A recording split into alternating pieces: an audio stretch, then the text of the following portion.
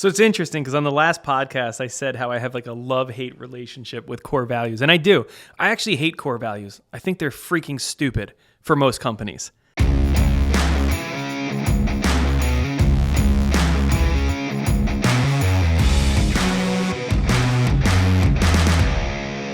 Welcome. Today's topic is about core values. At our company, we have a very strong culture. It's a word that is used very often when referring and talking about the brothers that just do gutters. But a strong and sustainable culture is usually built upon a foundation of values, and after our last episode, this felt like a good one to follow up with.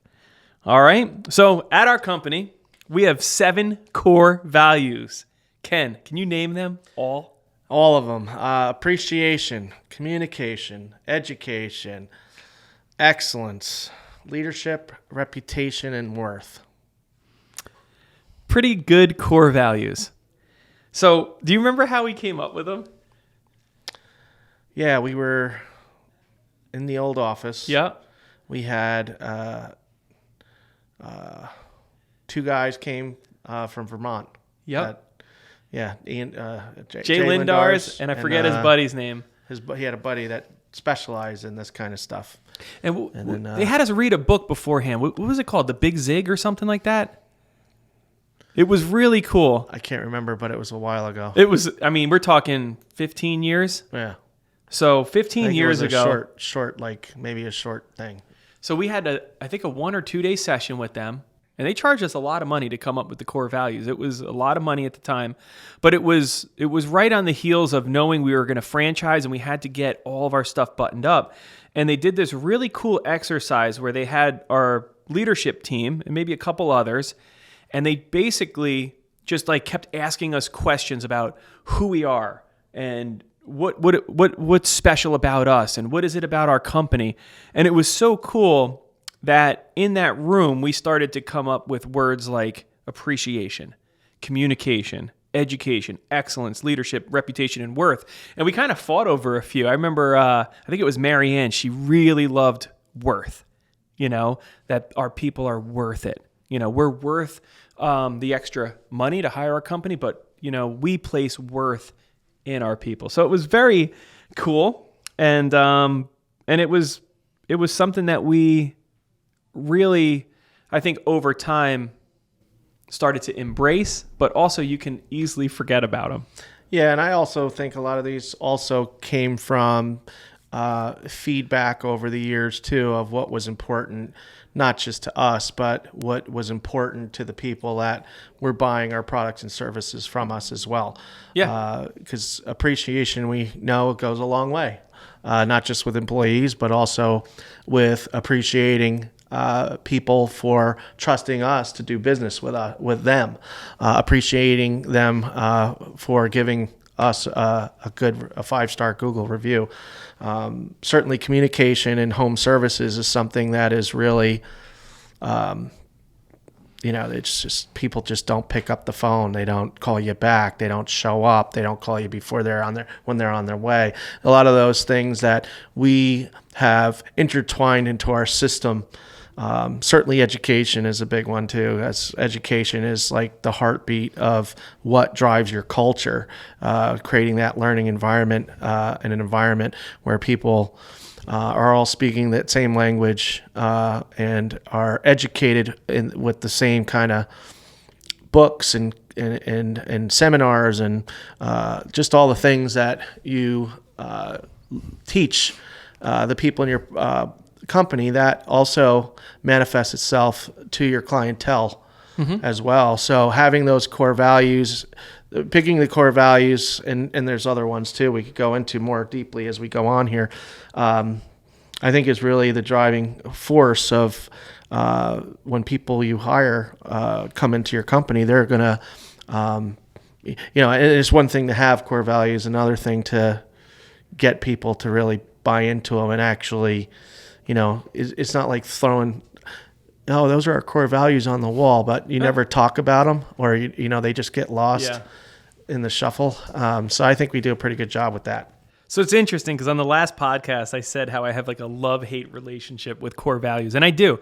I actually hate core values. I think they're freaking stupid for most companies, except when they're not. And I've been in business a long time, when you get companies that they're struggling with culture and then they come up with this list of words and they go and they hire a printer and they put them on the wall. I think it's so stupid because it's actually has nothing to do with their company, has nothing to do with their real core values. They just say, you know what, loyalty and appreciation, pick any one of them. But I think for most companies, it's absolutely meaningless, and it actually is undermining their culture, because you got the two owners or whoever, one owner, I don't care who, and they put these words on the wall, and now they're people that are walking through the door that are unappreciated by the uppers are seeing that appreciation is a core value. So I really do think, unless you actually have core values that you live by, that you have no business of putting words up on a wall. And that's where I get angry about it. Is like, I just feel like so many people think that this is how they solve culture, is by putting some words on a wall. Right. It's one thing to say it. It's another thing to do it. And that's basically what it comes down to. We as leaders, and leadership is one of our core values. Business has to be personal. And that's what I said in the last podcast is, how do our core values reflect that in our everyday life? Well, if you're taking your business personally, then that's going to reflect who you are as a person. And I think when the core values reflect who you are and who the people are in the company as people, and the values that they have that are instinctual and that makes sense, it's not just pick up a bunch of things, slap it on a wall. It's, that's the core values that you have are the ones that you actually, you feel passionate about it. Yeah, absolutely. Right? And because you feel passionate about it, it's something that you talk about, not just, you talk about it in your meetings. And, how can we show more appreciation towards one another in the workplace, towards our clients? How can we manage our reputation better? What are some of the things that we can do to create training opportunities for our employees that embrace these core values? And that's it. And then you have to constantly, the repetition of the training manifest those core values, because it's constantly being going over. It's and maybe you're not even mentioning reputation, but you're talking about Google reviews, and you're training them on how to get Google reviews and how to create a 5-star experience for the clients, and why that's important for them to do it, right? Why do I have to give a review? If I'm an installer out in the field, why do I have to get the company a 5-star review? Well, you're our best chance of getting it. And that's it, right? But if they're not trained on the core value and why it's important, the core value, and why we're focused on that, then it's not going to be important to them. And then, it's just another word up on a wall. So how do we make those core values come alive within people's hearts and minds? Exactly. And there's a really cool exercise that I learned. So I just said how much I hate core values, but I also love core values. Core values it's kind of like core values and culture. They're these words that people throw around in business. And when it comes to culture, whether you're working on it or you have a good culture or a bad culture, whatever, you have a culture. Whether you've been purposeful about it or not, there's a culture. And depending on the size of your company, you have subcultures. For us, we have at least 3 to 4 subcultures between franchisees, between the call center, installers, the marketing team. Like there's small subcultures, but they're dictated by the big culture and the core value. Core values are the same way. And the best thing that you can do, if you've tried to establish core values, or you picked some off of a page and you don't feel passionate about it, a really cool exercise, and we can do it right now, is I want anyone who's listening to this, if you're the owner, or you work for a company and you're part of anything, I want you to think of the person in your company that you wish you could clone. If you could clone one person in your department, in your company, think of that person's name. All right? Now that you have their name in your head, all right? Now start to say why. Why do I want to clone Kevin over here? Well, because Kevin, he always is looking to get better. So is that one of our core values? getting better. Always willing to do more. Always has a great attitude. Why do I want to clone him? Right? So think of the people on your staff, and now you're going to start to go, all right, these are our core values. This is what we are already doing. So I think for most of you have some core values, whether they're on the wall or not. There's reasons why you hire people and why you don't hire people. There's reasons why people don't work out, and it's typically because they don't share your core values. Doing the exercises to figure out what they are is the most important thing. Don't just pick words or something that you saw somewhere else. I've been like dying to change our core values for a few years. I'm kind of like, all right, this has been cool for a while, but there's some ones that are just becoming like more passionate about it. But yes, hopefully that exercise helps you narrow it down. And I highly recommend doing it with a team. Have 3-4 people on your team sit around and, talk about the person they would clone. And now what are those words? We did that in the call center. Loyalty was like the one that they just really just embraced. They're like, this person, and the common thread was loyalty. So that's kind of one of their core values in the call center. Yeah, I think that's good because it doesn't have to just be the, what the boss or the owner or whatever, if you can get everybody bought in and involved in it, I think that's the start right there, because not only are you identifying core values, but it becomes a we thing instead of an I thing. And that's it. The people that feel passionate about, it could be the word passion. That could be. Oh my gosh. That could be. You've been saying that for your passionate professionals. That's what we want. Passionate professionals. Right. And a passionate professional to us is somebody who cleans up the job site and doesn't leave screws on the ground or in the driveway. Yeah. Who loves to read a book to get better. Yeah. Is bought into the educational program. So somebody who cares that could be a core value. Fun. That could be a core value because we do like to have fun. But there's a lot of things that we could drill down here. So one of the things here that we talked about is how to have an example of how you or someone in your team has demonstrated one of our core values. So that comes through, it starts with, I think, core values starts with a mindset and an attitude. And that's a lot of the reason why a lot of the ways to hire is based on that. Not everybody comes to the table with gutter experience, right? What? But if you can hire somebody based on attitude, they're going to be the type of person that wants to figure it out, wants to impress whoever their supervisor is, wants to be a leader and move up the skills ladder program, or be better at the sales process. And I always could tell, like even a solutionist, you could tell the difference between somebody who's going to bomb and somebody's not. If they have an I can attitude, I can figure this out attitude, it's gonna go. Yeah. But if they're gonna give up, or when the going gets tough and you have some tough things that you have to talk with somebody, and they, for whatever reason, can't make the changes that are needed to change and adapt, then that's how the core values help to give you as a manager and as an owner to be able to hold people accountable too. Yep. Hey, these are our core values, but your behaviors are not really exemplifying our core values and what we've trained and what we've talked about here. Absolutely. This needs to change. Otherwise, it helps you to hold people accountable to either shape up or ship out. That's right. So I have an awesome example of one of my favorite core values of ours is appreciation.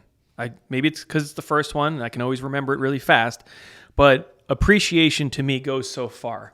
And I've noticed, and when you're sitting at the top, if you're the CEO or the president or the owner, you get the least amount of appreciation from people.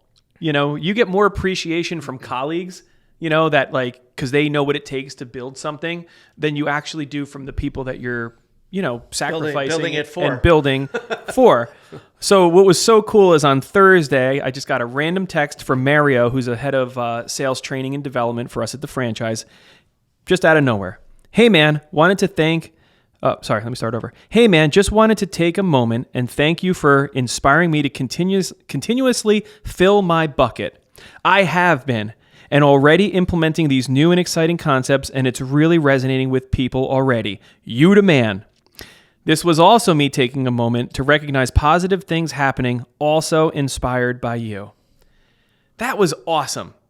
That was so awesome because these are small conversations. This was like me and Mario. I don't even know where we were talking. We just possibly just in the hallway.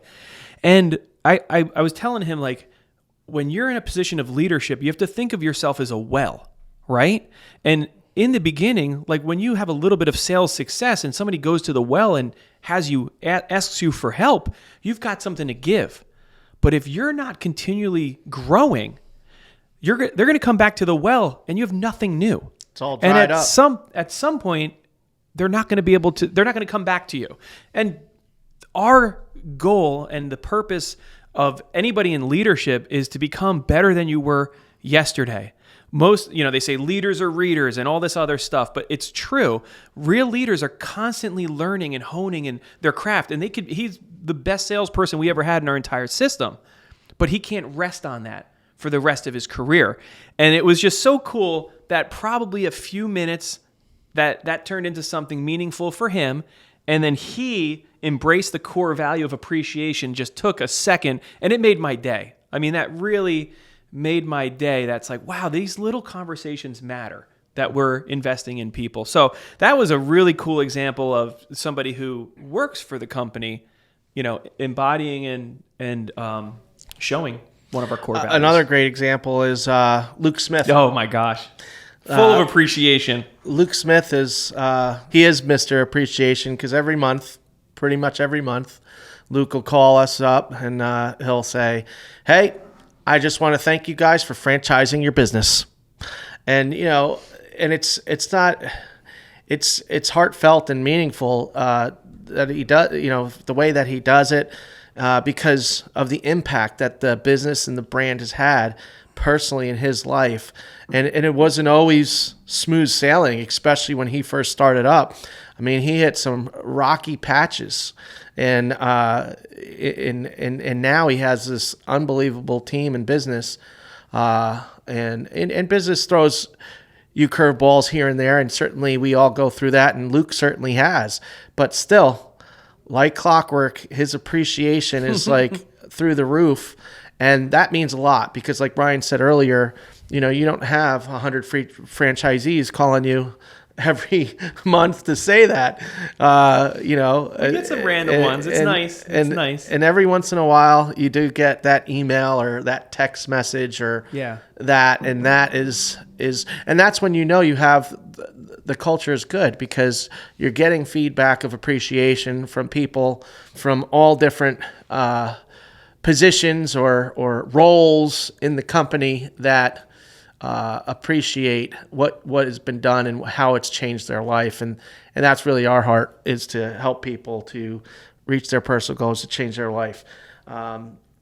So one of the things that we touched on a little bit earlier is when someone on our team is not upholding our brand core values, what do we do?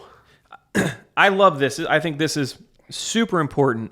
When you have core values that actually mean something to you and your team and you're actually living by them, they are your litmus test. This is the filter that you look at everything, right? Excellence, right? If we're supposed to clean out some gutters on a house, but they didn't clean off the debris on the roof, well, we didn't charge for that. I'm sorry. Well, that's not excellence. You know what?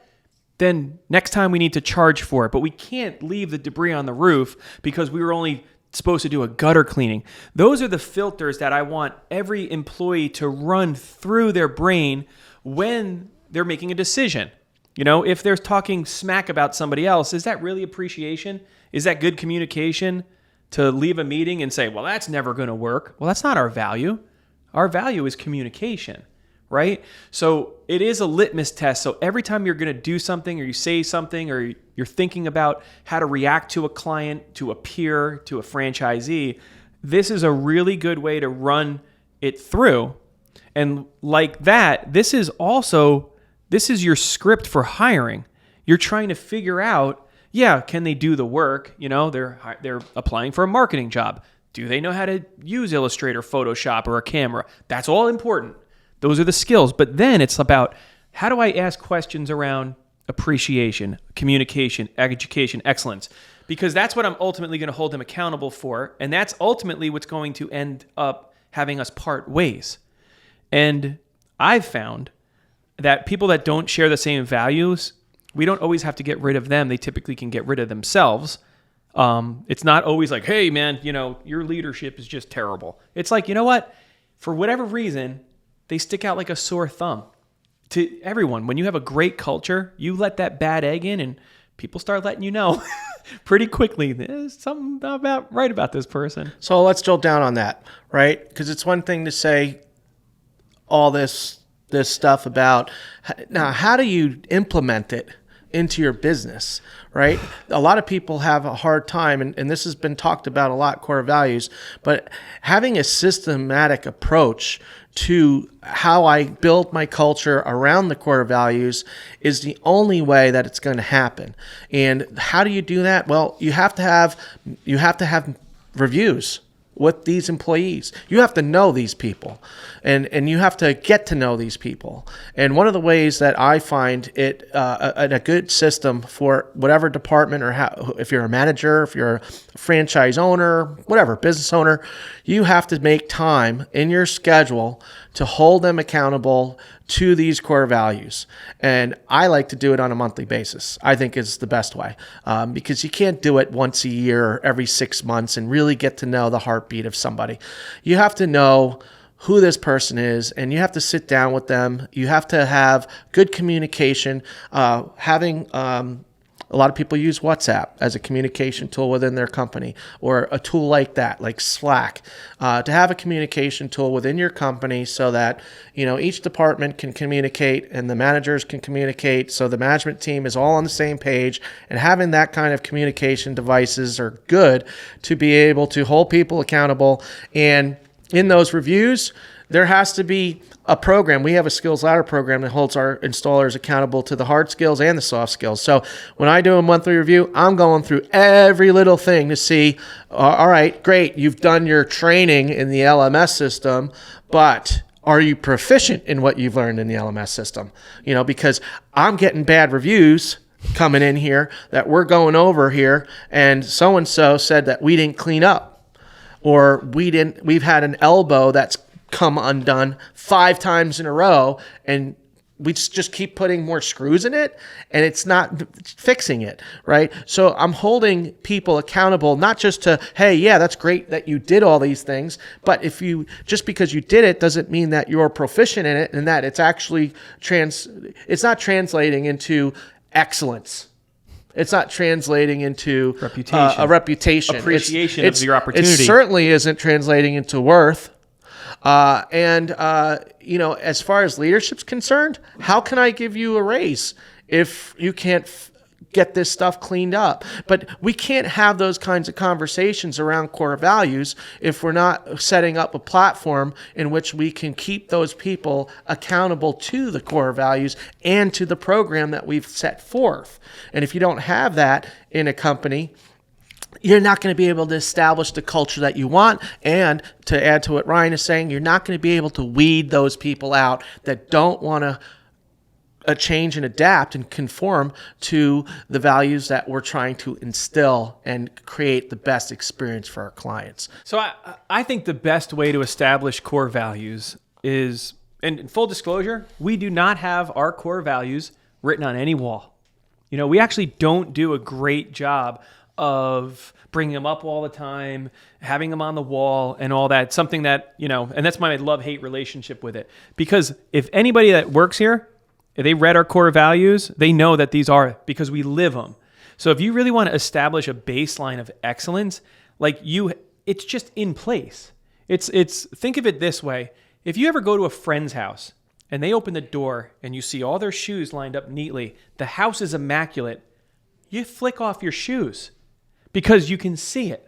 You're like, whoa, You're like the one plate that's on the counter looks so out of place because everything is clean. So just by the atmosphere and the environment and the level of excellence you already have, people then go, oh, I need to take off my shoes. Ooh, I better clean up after myself. It's like, but if you walk into a house that's a mess, you're going to keep your shoes on because one, you don't want the cat and dog hair all over. You might get a disease. You're going to treat your environment the way it is. So if there is a culture of appreciation, like people that, there's some people that they just have foul mouths. They swear all the time. But once in a while, they get around people and they go, wow, nobody here is talking like that. And they all of a sudden start to curb their own actions because they noticed something different. So that's why I'm like, once in a while I want to put the core values on the wall, but I still wanted to change the core values. I want to get down to like 3 to 5 core values. I really think that would be awesome so that everyone could remember them and it would be easy. But we live them every single day. When somebody asks, hey, this person is having an issue, and I say, you know what? Give them their money back. They go, whoa. And they saw it in action. So however you react as the leader, if I appreciate my people and I tell them how much they mean to me, then they see that in action. So the best thing that you can do if you have some core values is make sure you're living them. I would highly recommend make sure you're living them before you put them on the wall so you don't look like a hypocrite. But I believe whether you write them down, whether you have them on the wall, you are living some sort of core values. And if you have great culture and great retention, sometimes the exercise is as simple as figuring out what they are so that you can actually hold people accountable if they are breaking it. That's awesome. But again, back to my original point is if you think it's going to be the magic bullet that saves your business by having some 5 words on the wall, you're grossly mistaken. Right. And also holding yourself accountable to core values, is there ever a time to break them? Yeah. When somebody who's in your company who's not upholding those core values, yeah, I'm not going to appreciate that person. I'm not going to. I'm going to appreciate that. There's moving on. Yeah, exactly. If they're not the leader that I know that they have the potential to be, but they're just not cutting it. They're not striving for excellence on a job site and cleaning up, or treating people with integrity when they're out on a sale and trying to sell them things that they don't need. All those kinds of things is that's when I break the core value. Just because you have core values doesn't mean that you just keep speaking. Comes to a point where you got to stop casting your pearls before swine. All right. And that's it. That's what it really comes down to. I'm going to be really matter of fact blunt about it, because there are people like that we hire into our company and you don't get to know them, but in the first week, or maybe it's a couple weeks or maybe a couple months, don't tolerate people that aren't changing their behaviors, because it becomes infectious in a very bad way. And it definitely will undermine the core values that you strongly are investing in training into people to provide a great experience in the workplace, but also a great experience for the people that are buying from you. Yeah. So that's definitely a time that even though you say we break it, we're still not necessarily breaking it. We're going to, as our business coach says, we're going to invite them to be successful somewhere else. I mean, it's a very funny way to say it, but at the end of the day, yeah, I don't appreciate what they did. I don't have to appreciate them, but like you said, it's really, you've said this many times, your business will only ever be as good as what you're willing to tolerate. Your department will only ever be as good as what you're willing to tolerate. So if you let a few people in that don't hold some of the same core values, and, education's not important to them. They just want to punch a clock and they want to go home and shut off. I love, Kevin. He's always learning. He's reading blogs. He's reading all sorts of things. He subscribes to enormous amounts of content because he's trying to get better as a person, but he's also trying to learn how to be better at his job. He's not waiting to be on the clock to be like, okay, well, if you want me to learn how to do editing, you're gonna have to send me on a course and it's $300. He's like, I want to be better at editing. And he goes and takes the course and does whatever it takes. So, when you see people embodying it, it's great. When you see people that are not embodying it, now you're starting to change your culture. You're letting your core values change from under you.